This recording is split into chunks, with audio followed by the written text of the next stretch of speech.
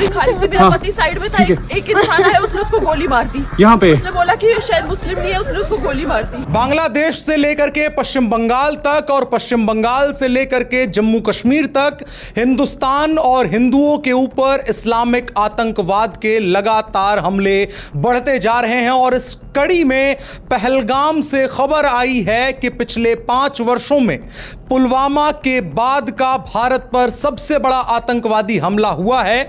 लश्कर ने इसकी जिम्मेदारी ली है। लश्कर यानी कि पाकिस्तान, और पाकिस्तान यानी कि वहां का आर्मी चीफ, और वहां के आर्मी चीफ के उस बयान को इस हमले के दौरान हमें हर बार याद रखना चाहिए, जिसमें उसने अपनी सेना को हिंदुओं के खिलाफ भड़काते हुए यह कहा था कि हमारा हिंदुस्तान और पाकिस्तान का बंटवारा 2 नेशन थियरी के आधार पर हुआ था, जो थियरी ये कहती है कि मुसलमान और हिंदू एक साथ को एग्जिस्ट नहीं कर सकते हैं। और उसके चंद दिनों के भीतर, 15 दिन का भी वक्त नहीं बीता है आसिफ मुनीर के उस बयान के, और उसके बाद पाकिस्तान के द्वारा भारत की जमीन पर सबसे बड़े अटैक को अंजाम दिया गया है।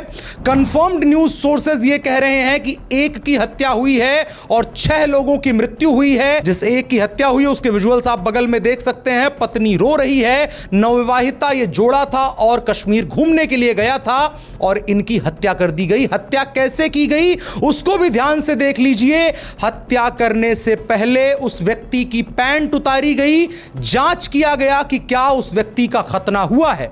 उसके बाद उस व्यक्ति के आईडी कार्ड्स चेक किए गए, चीजें कंफर्म की गई। उसके बाद उसे गोली मार दी गई और बीवी बिलखती रह गई। आप इन तस्वीरों को देख करके अगर रो नहीं रहे हैं, अगर आपके दिल में वो क्रोध नहीं उमड़ रहा है जो एक सच्चे राष्ट्रभक्त के आत्मा में होना चाहिए, तो यह दुखद बात है। और दुखद बात और भी है कि अनकंफर्म्ड न्यूज सोर्सेज ये कह रहे हैं कि 25 से ज्यादा लोगों की मृत्यु हो सकती है और इतने ही तकरीबन अस्पताल में भर्ती हो सकते हैं। प्रधानमंत्री नरेंद्र मोदी सऊदी अरब के दौरे पर हैं, वहां के क्राउन प्रिंस के साथ बहुत महत्वपूर्ण डील साइन करनी है और उसके बीच में यह हमला हो रहा है। गृह मंत्री अमित शाह सीधे तौर पर निकल गए हैं पहलगाम के दौरे के लिए, घटनास्थल का जायजा लेने के लिए। सेना की तमाम कंपनियों को, बटालियंस को अलर्ट पर रखा गया है। सर्च ऑपरेशन और बॉर्डर्स पर भी सुरक्षा और तैनाती और सख्ती बढ़ा दी गई है। प्रधानमंत्री नरेंद्र मोदी और गृह मंत्री के बीच बात हुई है। बात किस चीज को लेकर के हुई है यह सवाल है, लेकिन इस बात का हम अंदाजा लगा सकते हैं कि ऐसी घड़ी में जब एक इस्लामिक राष्ट्र के साथ भारत देश कोई समझौता साइन करने जा रहा है, एक ऐसा इस्लामिक राष्ट्र जो कम से कम टेररिज्म में नहीं, बिजनेस में और चीजों के प्रॉस्पेरिटी में बिलीव करता है, उसके साथ जब भारत एक समझौता साइन कर रहा है, उसके ठीक पहले कुछ घंटे पहले खबर आई थी, हमने वो तस्वीरें देखी कि प्रधानमंत्री को किस तरह से सऊदी अरब के जेट्स एस्कॉर्ट करके अपनी सीमा में ले जा रहे हैं। ये तस्वीरें हमने देख ली। उसके कुछ घंटों के अंदर एक और इस्लामिक राष्ट्र जिसके आसिफ मुनीर जो राष्ट्र सेना अध्यक्ष है, उसके द्वारा चाहे वो कुरान की आयतों की बात की गई हो, चाहे वो 2 नेशन थियरी की बात की गई हो, जिन्ना के फॉर्मूले की बात की गई हो, हिंदुओं और मुसलमानों के बीच विभेद की बात की गई हो, एक ऐसे देश की तरफ से हमला किया गया है जो ये कहता है कि कलमा के आधार पर, जो इस्लामिक हिसाब किताब है, शरीयत है, उसके आधार पर या तो पैगंबर मोहम्मद ने एक मुल्क बसाया था या तो पाकिस्तान ने एक मुल्क बसाया है, और उस पाकिस्तान की तरफ से हिंदुस्तान में हमला किया गया है। और यह टेररिस्ट अटैक नहीं है, यह एक एथनिक टेररिस्ट अटैक है जिसमें जाति धर्म के आधार पर हमले किए जाते हैं। यहां पर सीधे तौर पर फुल प्रूफ चेकिंग करने के बाद कि यह हिंदू ही है, तब उसको मारा गया है। अभी 25 लोगों की जो खबर है वो वेरीफाइड नहीं है, लेकिन तमाम पत्रकारों के द्वारा जो बीते 20-25 वर्षों से जम्मू कश्मीर और उसके आसपास के कॉन्फ्लिक्ट को कवर करते आए हैं, उनके द्वारा इस चीज को कहा जा रहा है, लगातार एक्सपोस्ट्स में यह दिखाया जा रहा है। सवाल इस चीज को लेकर के भी है कि वो तमाम लोग आज कहां चुप हैं जो कहते हैं कि आतंकवाद का कोई धर्म नहीं होता, जो सेना के द्वारा अगर आतंकवादियों के ऊपर कोई ऑपरेशन किया जाता है तो उसके लिए मानवाधिकार की रक्षा करने के लिए आगे चले आते हैं। एक आतंकवादी को बिरयानी खिलाए जाने के लिए, बजट पास करवाने के लिए देश के गृह मंत्री और राजनीतिक पार्टी के ऊपर दबाव बनाते हैं। जब एक आतंकवादी को गिरफ्तार किया जाता है तो उसके लिए प्रोटेस्ट मार्च निकलता है।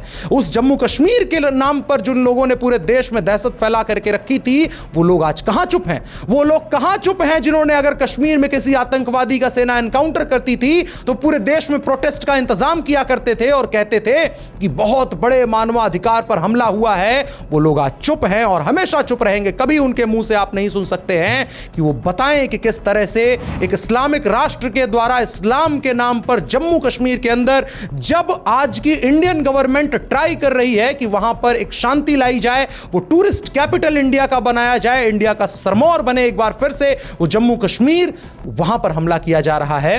तमाम लोग चुप हैं, सभी लोग चुप हैं जो कहते हैं आतंकवाद का कोई धर्म नहीं होता। बताइए कि धर्म के देख करके, किस तरह से पैंट उतार करके और खतरा देख करके उसके बाद हत्या की जा रही है। क्या इसके बावजूद भी यह कहा जा सकेगा कि इस्लाम के द्वारा कोई आतंकवाद नहीं किया जा सकता है? आतंकवाद का कोई मजहब नहीं होता है।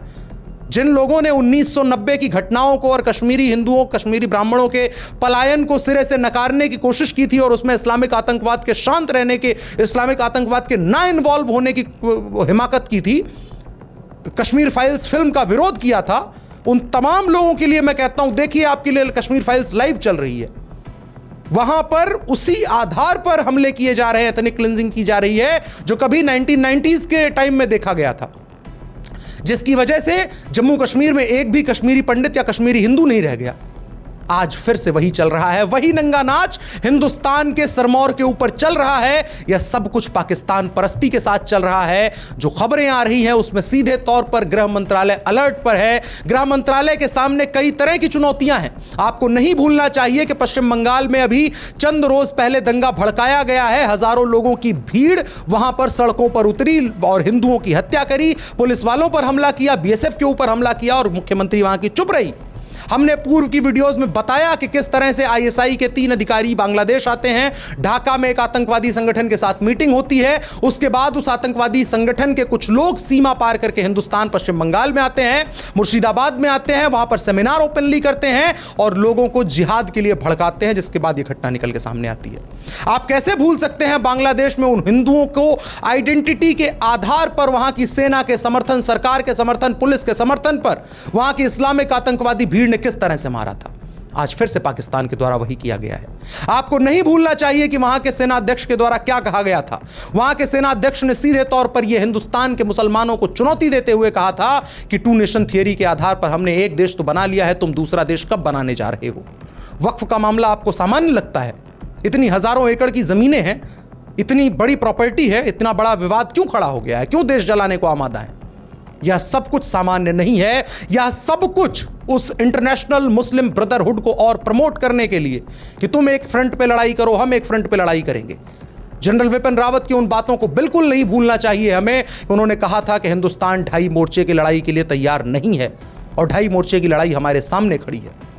अभी गृह मंत्रालय की तरफ से क्या एक्शन लिया जाता है, क्या जांचें निकल के सामने आती हैं, क्या रिपोर्ट्स निकल के सामने आती हैं, उस पर भी हम बात करेंगे। फौरी तौर पर सबसे बड़ी खबर और सबसे बड़ा सवाल यही है कि क्या हिंदुस्तान एक बार फिर से 1990 के दौर में जा रहा है, जहां पर धर्म के आधार पर हिंसा का बढ़ावा दिया गया, पूरे हिंदुस्तान को आग में झोंकने की तैयारी की गई। कम से कम 1 दर्जन से ज्यादा जगहों पर एक साथ सीरियल बम ब्लास्ट किए गए और सिर्फ एक बार नहीं, अलग अलग क्लस्टर्स में किए गए, अलग अलग टाइम फ्रेम में किए गए, अलग अलग समय में किए गए, अलग अलग जोन्स में किए गए हिंदुस्तान के।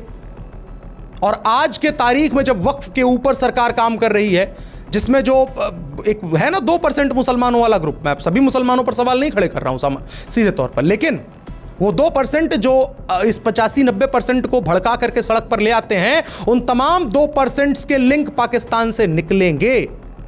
उन तमाम 2% के लिए यह हुआ है हमला और भारत सरकार को इस बारे में अब चेत जाना चाहिए। भारत सरकार के सामने बहुत गंभीर प्रश्न खड़े हो गए हैं। प्रधानमंत्री नरेंद्र मोदी की साख पर बड़े प्रश्न खड़े हो गए हैं। मैं बहुत गंभीरता के साथ यह बात कह रहा हूं। प्रधानमंत्री नरेंद्र मोदी के सामने अभी आप 24 घंटे रुक जाइए, पूरे देश का विपक्ष पीछे पड़ जाएगा कि प्रधानमंत्री जी जवाब दीजिए, आपके राज्य में आतंकवादी हमला हो रहा है। आपकी पार्टी तो पानी पी पी के कहती थी कि एक समय कांग्रेस का था, जहां पर हर मिनट पे डर लगता था, सड़क पर लिखा रहता था किसी अगर अज्ञात वस्तु को ना छुएं, यहां पर बम हो सकता है। कांग्रेस बोलेगी, समाजवादी पार्टी बोलेगी, टीएमसी बोलेगी, ममता बनर्जी अभी बोलेंगी चंद घंटे आप रुकिए, बयान आएगा कि हम तो कह ही रहे थे बीएसएफ के द्वारा गड़बड़ी की जा रही है, बांग्लादेश के साथ कुछ समझौता है। ये बातें सुननी आपको पड़ेंगी, और ये बातें आपको इसलिए सुननी पड़ेंगी क्योंकि आपने उन परिस्थितियों के साथ में इन लोगों को उतना सर उठाने का मौका दिया है। देश का विपक्ष आज के तारीख में भूल गया है कि राष्ट्रीय महत्व के विषय क्या होते हैं। मैं चाहता हूं कि इस वक्त हिंदुस्तान सिर्फ एक तस्वीर देखे, ये तस्वीर बिलखती महिला की, जिसके पति की हत्या इस्लामिक आतंकवादियों ने इस आधार पर की है कि तुम्हारा पैंट उतारा जाएगा, खतना चेक किया जाएगा, आईडी कार्ड चेक किया जाएगा, तुम हिंदू निकलोगे, तुम्हें मार दिया जाएगा। और जो अनकन्फर्म्ड न्यूज सोर्सेस कह रही हैं कि 25 लोगों की हत्या इस्लामिक आतंकवादियों ने की है, जिसकी जिम्मेदारी लश्कर ने ली है। उस घटनाक्रम में कितने लोगों की आइडेंटिटी चेक की गई है, इस बात पर सवाल होना चाहिए। यह राष्ट्रीय सुरक्षा का विषय है। यह वो विषय है जिसको हम कई बार सेक्युलरिज्म के नाम पर नकार देते हैं, लेकिन हमेशा नकारने से या इग्नोर करने से काम नहीं चलता है।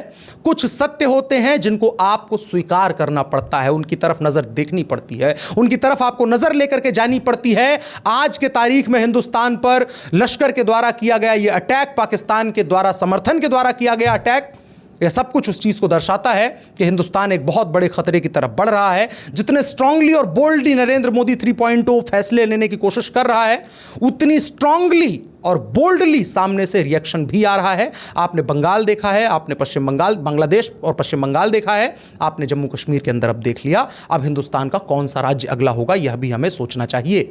और अगर इस चीज से बचना है तो भारतीय सेना को सीधे तौर पर पाकिस्तान को इस बात के लिए जिम्मेदार ठहराते हुए उसे युद्ध अपराधी घोषित करना चाहिए, या युद्ध अपराधी नहीं घोषित कर सकते हैं, अंतर्राष्ट्रीय कानूनों की बाध्यताएं हैं, तो उतना तो जवाब कम से कम दे दिया जाना चाहिए जो पुलवामा में दिया गया था, या उससे कहीं अधिक दिया जाना चाहिए कि पाकिस्तान की सेना 1971 को कभी ना भूल पाए, कभी ना भूल पाए कि उसके 92,000 सैनिकों ने हिंदुस्तान की इसी सेना के सामने अपने पैंट सामूहिक रूप से उतारी थी।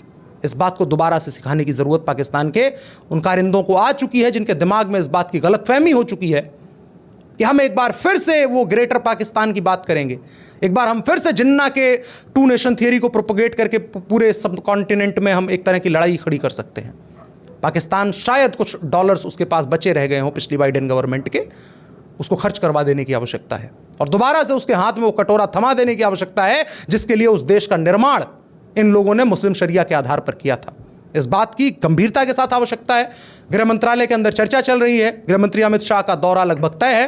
प्रधानमंत्री नरेंद्र मोदी सऊदी अरेबिया के साथ एक बहुत इंपॉर्टेंट डील साइन करने गए हैं। इस्लामिक मुल्क है, ध्यान रखना चाहिए इस बात का भी, और इस्लामिक मुल्क की तरफ से अटैक भी हुआ है, तो इसके रिपरकशंस, इसकी भी खबरें एक अलग एंगल से जियोपॉलिटिकल सिनेरियो में निकल करके सामने आएंगी। इन तमाम चीज़ों पर अभी चर्चा करेंगे। भी बहुत सारी डिटेल्स नहीं आई हैं। 25 का जो नंबर है वो अनकन्फर्म्ड है, कुछ जर्नलिस्ट के द्वारा, कुछ क्रेडिबल सोर्सेज के द्वारा बताया गया है, हमने इसलिए उसका जिक्र किया है। बाकी आपकी राय क्या है कमेंट बॉक्स में आप बता सकते हैं, और किस एंगल पर इस पूरी चीज़ की बात और विश्लेषण किया जाना चाहिए उसके लिए भी आपके सुझावों का स्वागत रहेगा। फिलहाल के वीडियो में इतना ही। मेरा नाम अनुराग मिश्रा है, आप शाइनिंग इंडिया देख रहे थे। बहुत बहुत धन्यवाद।